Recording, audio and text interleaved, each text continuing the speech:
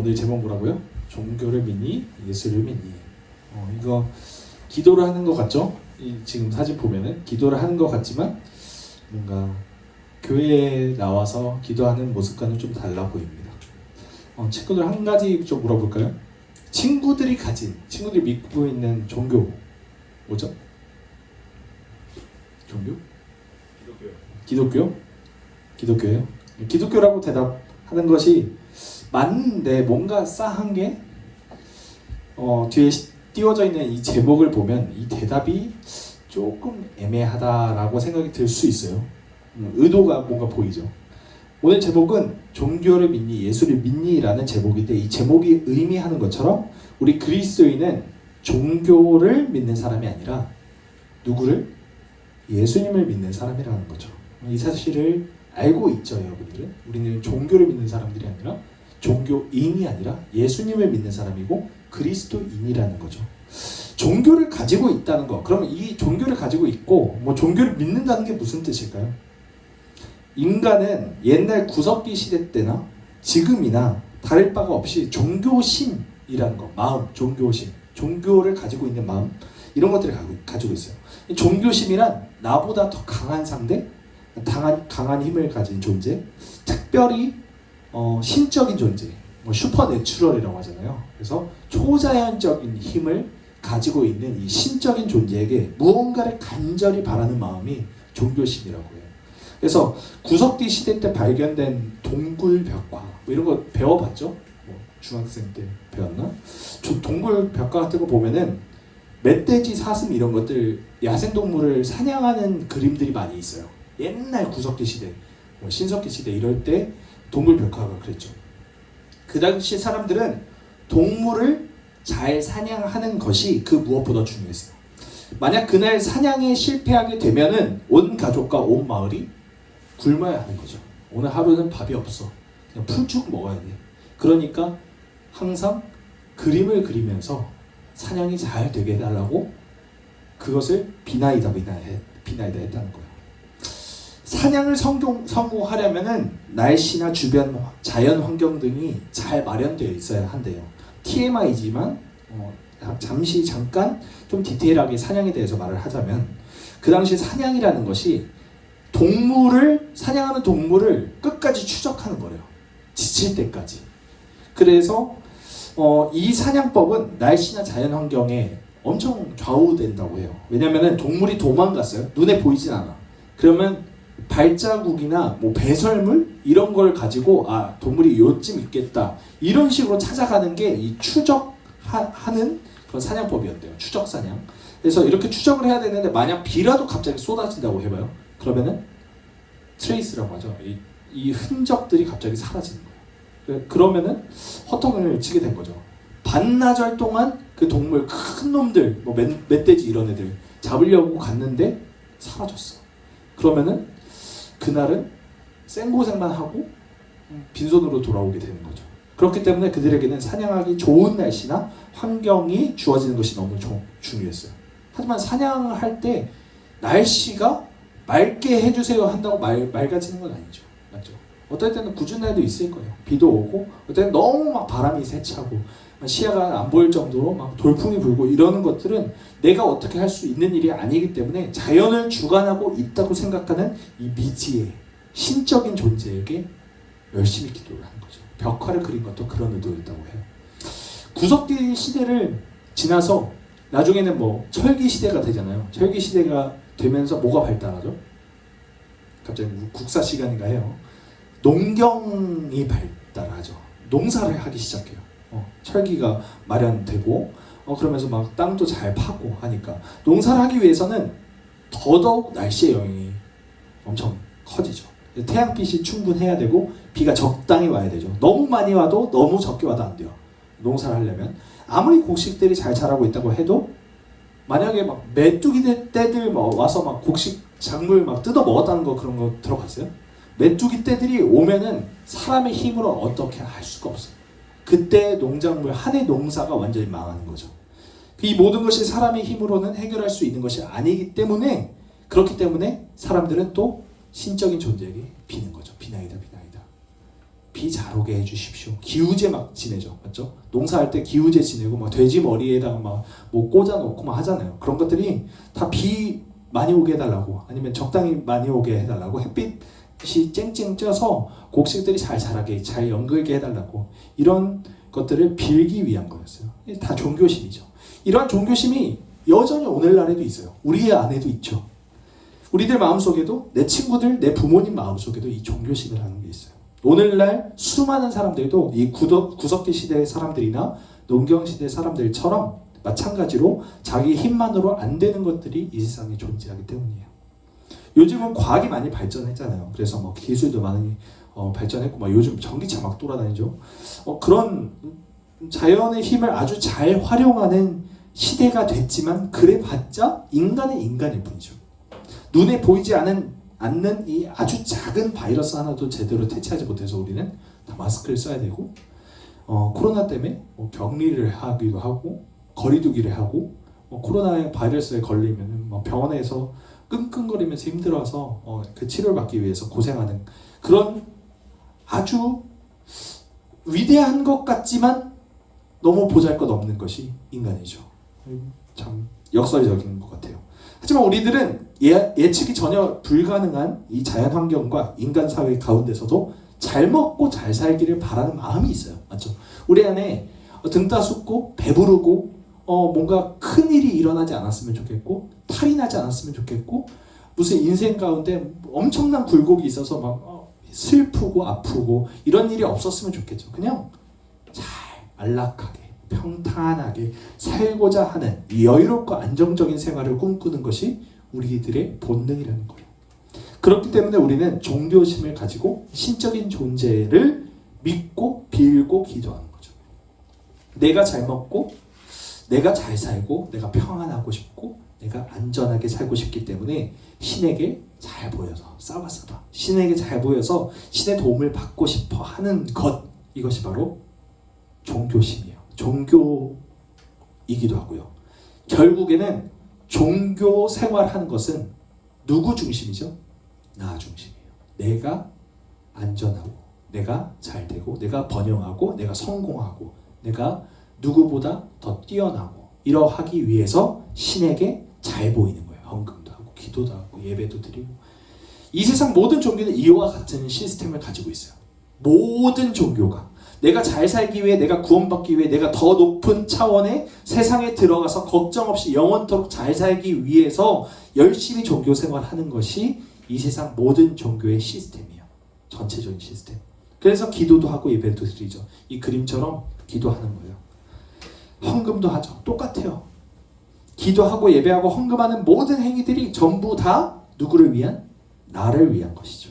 불교도, 힌두교도, 이슬람교도, 심지어 유대교나 천주교 역시도 다 나 중심의 교회예요. 그 종교예요. 이 세상 모든 종교가 본질적으로는 다 똑같죠. 그럼 우리가 믿는 기독교는 뭐가 다를까요? 이것이 중요한 건데, 내가 믿는 것은 종교인가? 아니면 또 다른 무언가인가? 예수인가? 이것들을 우리가 다시 한번 고민해 봤으면 좋겠습니다. 오늘 본문 말씀을 한번 들어가 볼까요? 오늘 본문 말씀에 등장하는 병자, 지지난주 우리 배웠었죠. 베데스다 연못에서 38년 동안 출퇴근을 했어요.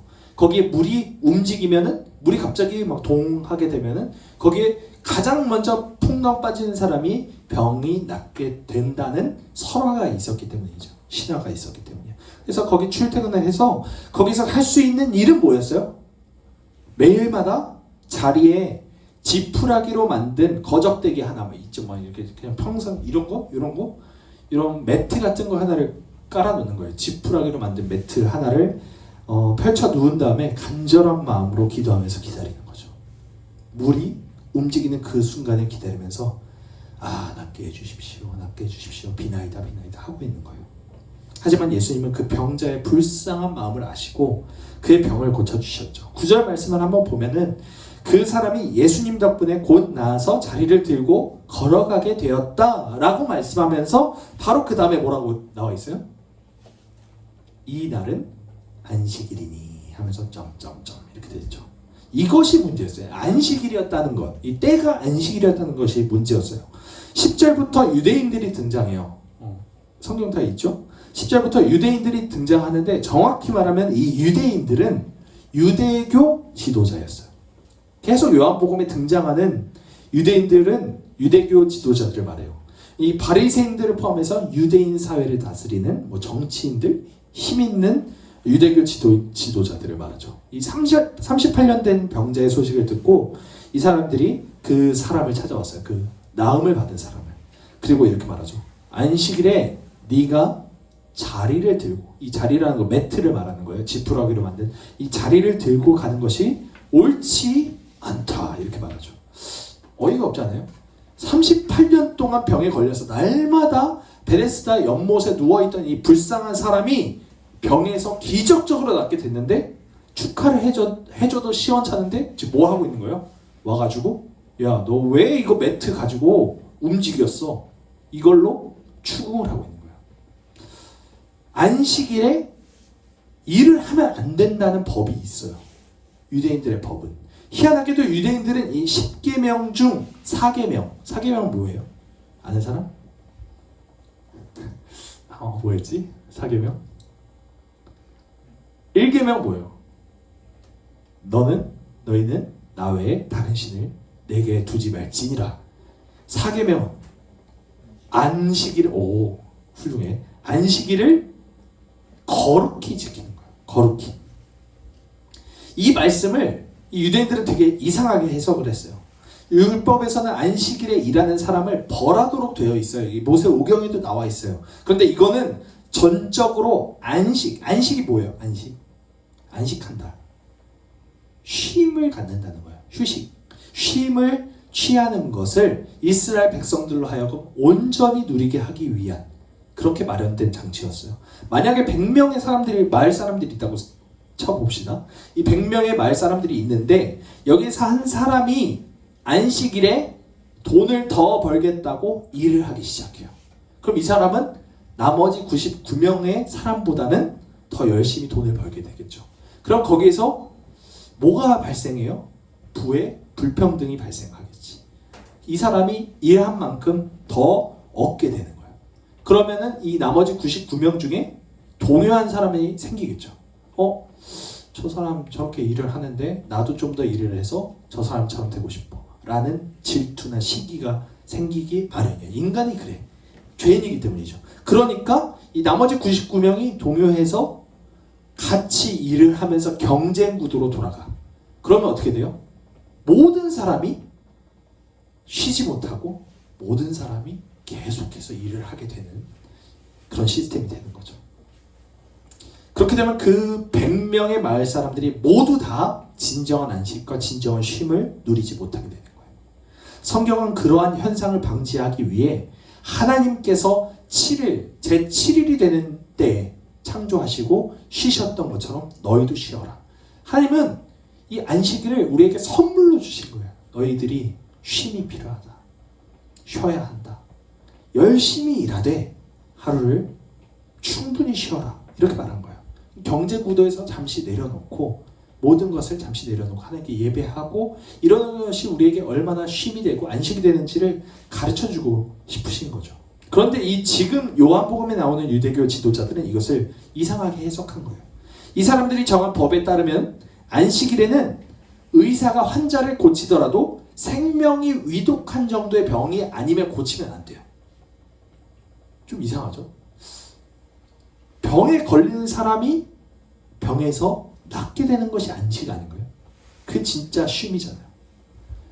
치료를 받고 나서 자신이 누웠던 자리를 이 매트를 가지고 걸어갔다는 것이 일을 한 걸까요? 사실 해방이 된 거잖아요. 병에서 해방되었고 구원되었고 그러니 이 사람은 진정한 의미의 안식을 누린 거예요. 그런데 이 유대교 지도자들은 그냥 무엇이 안식인지 무엇이 쉼인지를 알지 못한 채 매트를 가지고 걸어갔다는 것, 일을 했다는, 운반을 했다는, 물건을 운반했다는 것에 초점을 맞춰서 그래서 자신들이 만들어낸 이 법만을 신성시하고 이 사람을 추궁하고 있는 거예요. 얼마나 지금 주객이 전도됐는지 보이죠. 이렇게 유대교 지도자들이 추궁을 하자 이 겁을 집어먹은 이 사람, 이 고침을 받은 사람이 뭐라고 말을 했을까요? 성경에 보면은 저 잘 몰라요. 저도 잘 모르는데요. 이렇게 하면서 쫄았어요. 그러면서 나를 낫게 한 사람이 그냥 자리를 들고 걸어가라고 해서 저는 그렇게 했을 뿐이에요 라고 하면서 뭘 한 거죠? 나의 책임을 누구에게 전가하죠? 예수님께 전가하죠. 이제 지도자들의 모든 포커스가 어디에 맞춰져요? 병을 고친 사람은 누구인가? 여기에 포커스가 맞춰지죠. 하지만 예수님은 그 자리를 이미 떠나셨기 때문에, 그리고 이 병자는 예수님이 누군지를 몰랐기 때문에 일단 소란은 진정되었어요. 하지만 그 후에 예수님이 다시 이 병고침을 받은, 이 38년 된 병자, 병고침을 받은 사람에게 나타나세요. 그리고 이렇게 말씀하세요. 보라, 네가 나았으니 더 심한 것이 생기지 않게 다시는 죄를 범하지 말라. 이렇게 말씀하세요. 예수님이 이 사람으로 하여금 진정한 의미의 안식을 누리기를 원하셨어요. 진정한 안식은 무엇이냐? 예수님이 말씀하신 진정한 안식은 죄를 범하지 않는 거예요. 몸이 건강하더라도 우리가 죄를 지으면 그 안에 악한 것들이 생기기 시작해요. 겉으로 보기에는 건강할지 몰라요. 여러분들이 다 젊고 건강하죠. 뭐 여기 병든 사람 있어요? 암 환자 있어요? 없잖아요. 지금 건강해요. 몸 겉으로 보기에는 정말 파릇파릇한 10대 청소년이죠. 하지만 우리 안에, 우리가 죄를 지으면 우리 안에 영혼부터 썩어 들어가요. 여러분들의 눈을 보면 알 수 있어. 사실 여러분들의 눈이 살아있고 생명력이 넘치고 그리고 반짝반짝하다. 그럼 죄에서 자유할 가능성이 높죠. 하지만 여러분들의 눈이 무슨 이런 표현을 써도 되는지 모르겠지만 약간 동태 느낌? 동태 눈알 느낌? 이런 느낌이 된 친구들이 있어요. 돼 있고 눈에 초점이 없고 생기가 없고 이런 친구들이 있죠. 그러면은 내가 혹시 죄에서 자유한가? 이런 것들을 한번 생각해 볼 필요가 있다는 거죠. 영혼이 상해 있으면, 영혼이 썩어 있으면은 눈부터 달라져요. 성경에 보면은 눈에 대한 표현이 되게 많이 나오는데 눈이 어둡더라. 이런 표현들이 진짜 많이 사용이 돼요. 영혼과 눈은 항상 관련이 있어요. 근데 여러분들의 영혼이 언제 더러워지느냐? 죄를 범할 때 더러워진다고 성경은 분명히 말씀하고 있어요. 그렇게 되면은 이 병자가 38년 된 환자가 몸은 성하게 됐는지 모르겠지만 죄를 범하게 되면 오히려 더 안 좋아지는 거죠. 그래서 예수님은 병고침을 받은 이 사람이 더 악화되지 않기를 바라셨어요. 그래서 죄를 범하지 말라. 더 심한 것이 생기지 않도록 죄를 범하지 말라. 이렇게 말씀하신 거죠. 하지만 이 사람은 죄를 결국 범하고 맙니다. 15절 한번 볼까요? 15절. 네, 성경 옆에 있죠? 15절을 보면 이 사람이 뭘 하는지 지금 너무 충격적인 행동을 해요. 성경을 잘 봤는지 모르겠어요. 뭘 하고 있어요 지금? 고발을 하고 있어요. 진짜 웃기잖아요.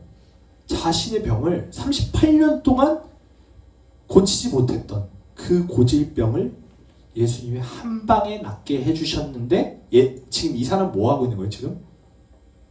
나를 낫게 해준 자는 예수라 이렇게 말한 거예요. 유대교 지도자들한테 고발을 한 거예요. 병 고쳐준 사람의 은혜를 원수로 갚고 있죠.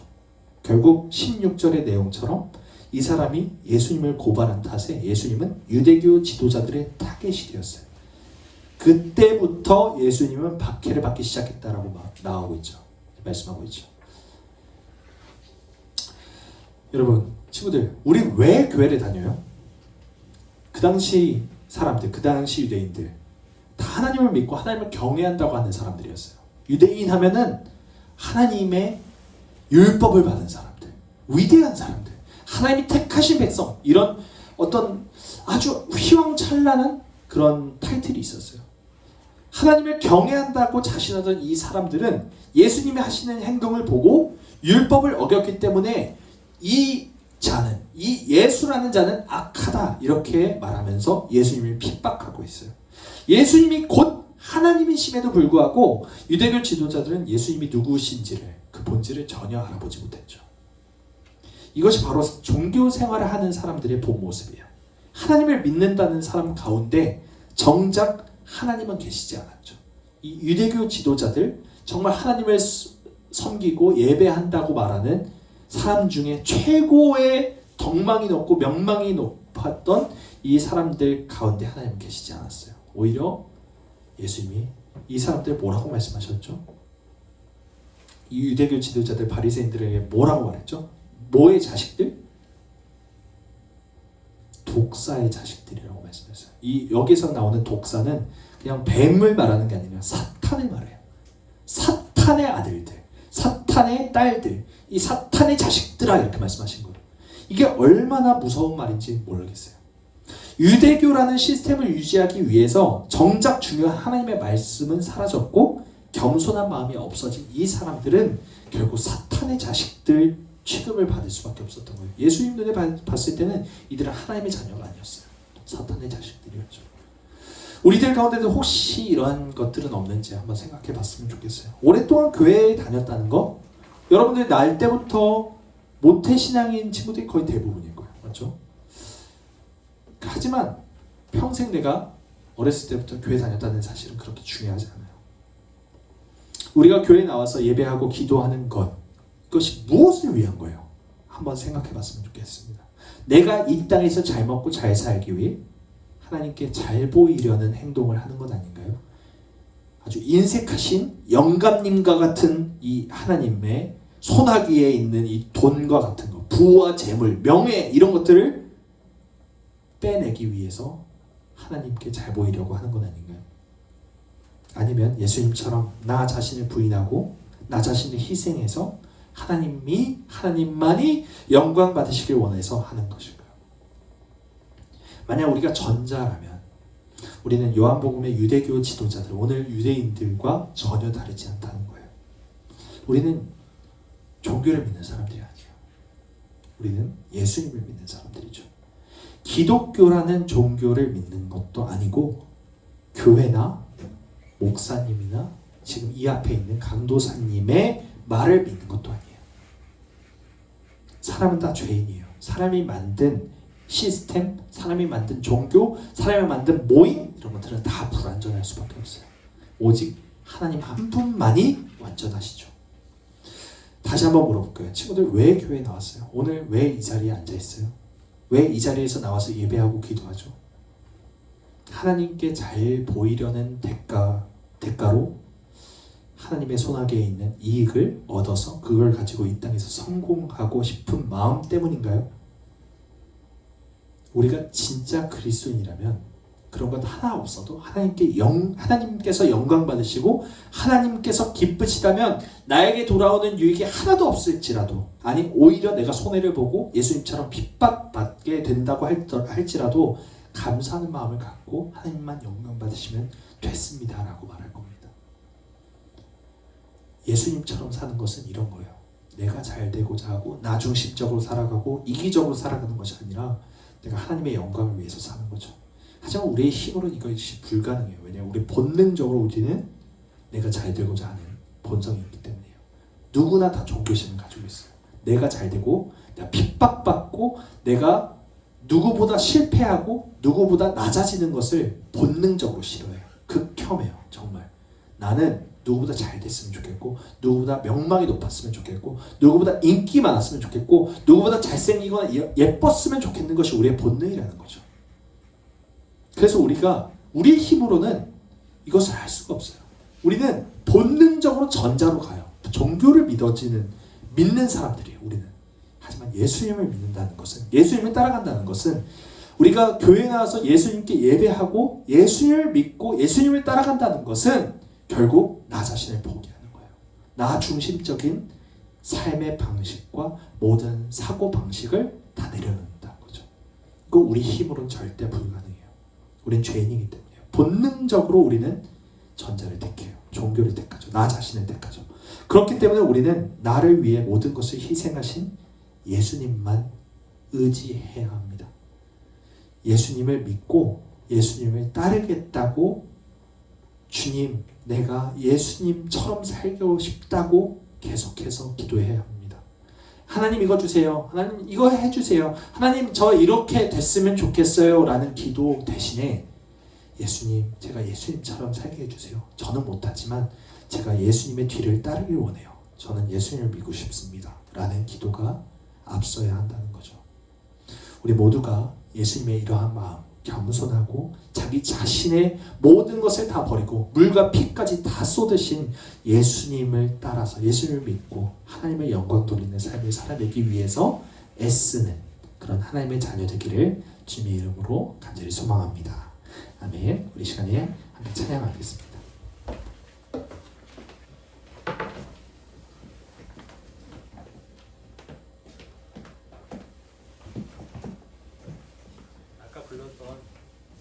아까 불렀던 찬양 다시 한번 하겠습니다. 유민이 여기 뒤에 불 좀 꺼주세요.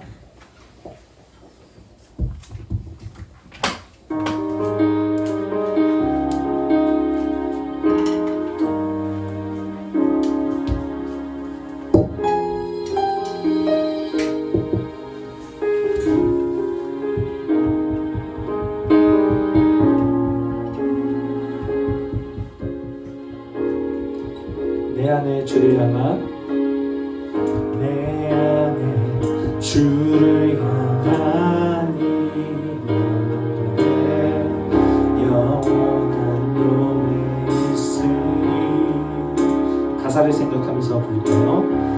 날 향한 주님의 크신 사랑 영원히 찬양하리라. 다시 한번 내 안에 주를 향한 이 노래 내 안에 주를 향한 이 노래 영원한 노래 있으니 날 향한 주님의 크신 사랑 영원히 찬양하리라. 영원히 찬양하리라. 아름다우신 놀라우신 영원할 수 없는 사랑 위대하신 하나님의 사랑 영원히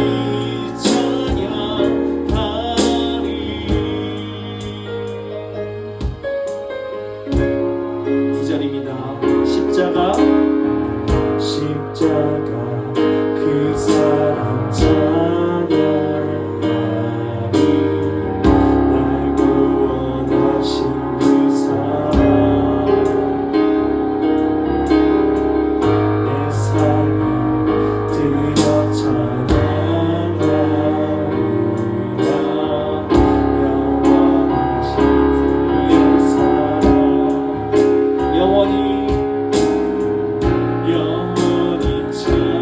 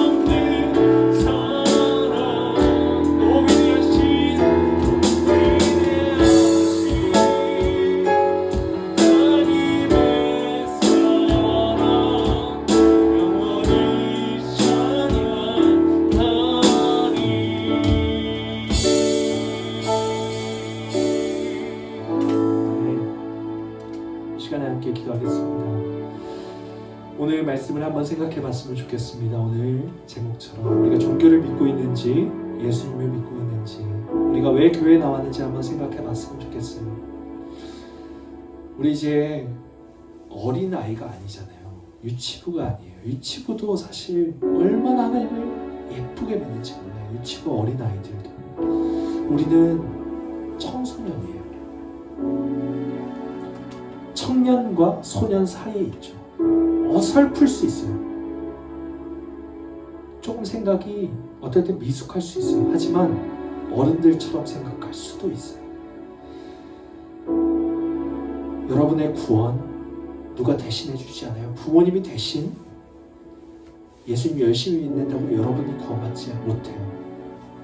여러분이 구원받을 수 있는 유일한 길은 나 중심적인 생활 방식과 사고 방식을 다 내려놓고 예수 그리스도를 믿고 예수님의 뒤를 따라가는 것밖에 없어요. 여러분이 그것을 확신하게 되기를 간절히 바랍니다.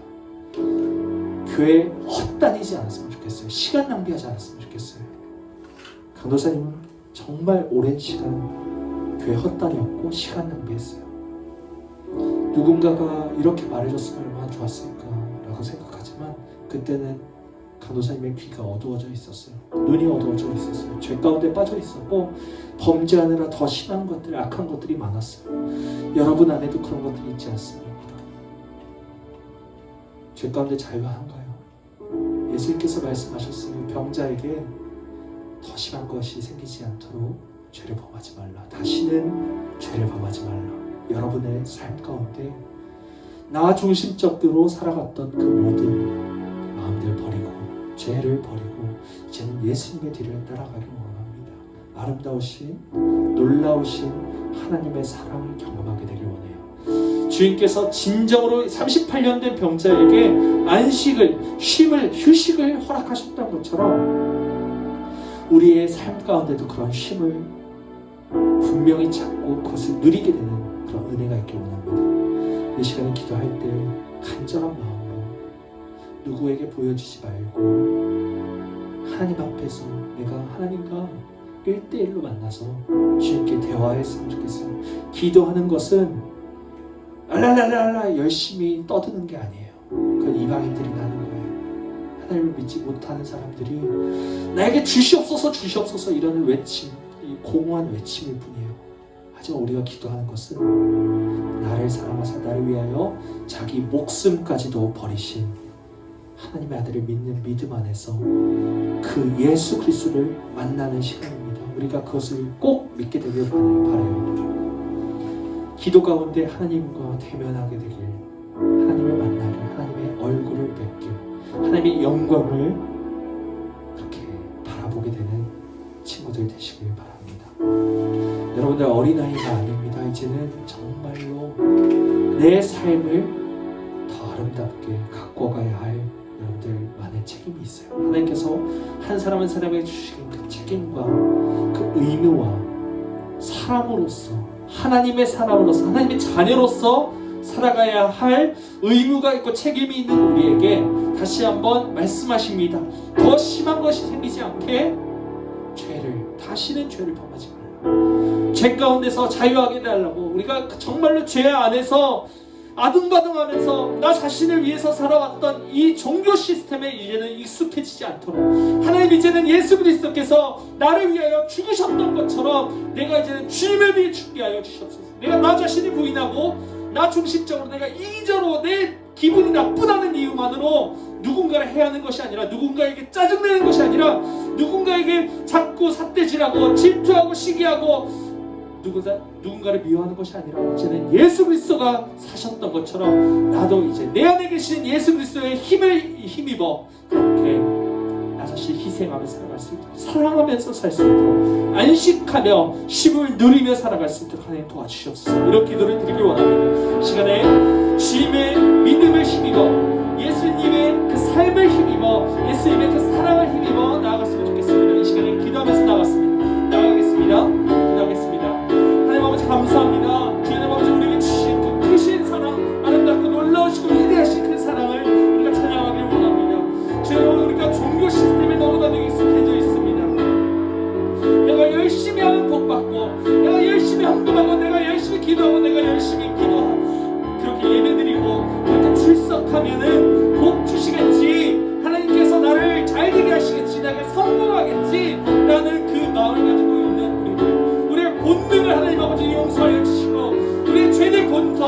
다시 한번 예수 그리스도의 십자가 앞에 완전히 못을 못 박혀지게 하여 주시옵소서. 주여 우리의 심령이 다시 한번 거듭나게 하여 주시고 주님의 은혜가 우리에게 우리의 심령의 삶에서 뜻이 넘쳐오게 하여 주시옵소서. 죄를 다시는 범하지 않게 하여 주셔서 우리가 비참함과 그 허탄함 속에 살아가지 않도록 주여 도와주시고 항상 우리가 죄와 싸우는데 피 흘리기까지 싸우는 그런 예수 그리스도의 군사 되게 하여 주시옵소서. 주여 우리의 삶을 인도해 주시고 우리가 기도하며 예배드리고 교회에서 하는 모든 신앙생활이 주여 우리를 나 자신을 위한 것이 아니라 예수 그리스도 하나님의 영광을 위한 것이 되게 하여 주시옵소서.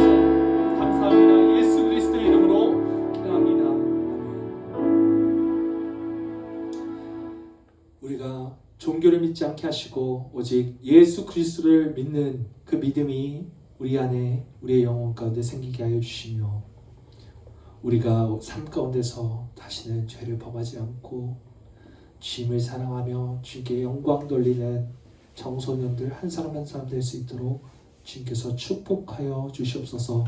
예수 그리스도의 이름으로 기도합니다.